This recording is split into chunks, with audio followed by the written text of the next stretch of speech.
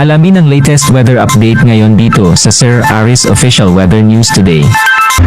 Nakita po natin na patuloy pa rin yung epekto ng southwest monsoon o habagat, partikular na nga dito sa malaking bahagi ng ating bansa. Habang yung bagyong si Krising ay lumabas na po ito kahapon at huli nating namataan na sa labas na ito ng Philippine Area of Responsibility, 655 kilometers west ng Itbayat sa Batanes at patungo na nga ito sa may katimugang bahagi ng mainland China. So inasahan nga po natin na maaari ito maglandfall today or tomorrow po itong partikular na itong si Severe Tropical Storm Wipa. Ito po yung international name ni Bagyong Krising. At samantala naman, hanging habagat ang magdadala pa rin ng maunang panahon sa malaking bahagi ng ating bansa, lalong-lalo na po yung kanlurang bahagi ng Luzon, particular na itong Central Luzon, Ilocos Region, maging itong bahagi po ng Southern Luzon kasama na yung Metro Manila at yung western section po ng Visaya. Samantala naman, inasahan din natin ang maulap na kalangitan na may makaklat ng mga pagulan, particular na sa labing bahagi ng Luzon at ang Visayas,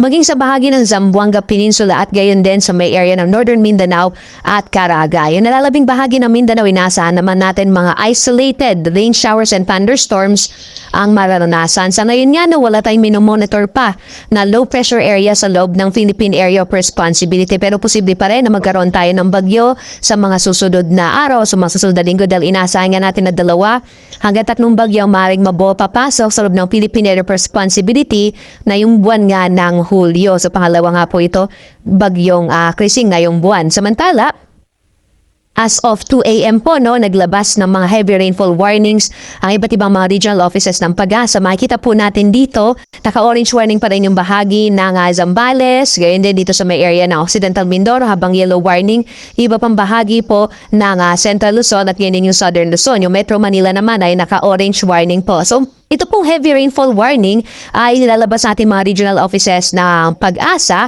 at ito po ay na-update every 2 to 3 hours. So ma'am, as we speak po ay na-update na ating mga regional offices itong heavy rainfall warning. So muli po, kung nais nyo po malaman kung magtutuloy-tuloy ba yung mga pagwalan susunod na 2 hanggang 3 oras, ito pong heavy rainfall warning na maaaring makita sa panahon.gov.ph ay maaari pong maging basehan kung ano po yung nasa ating magiging lagay ng panahon susunod na 2 hanggang 3 oras. So kapag meron po tayong yellow, orange at lalo na po pag meron red heavy rainfall warning ay posible po yung mga pagbaha o malawakang pagbaha, lalong-lalo na nga sa mga pabababang lugar.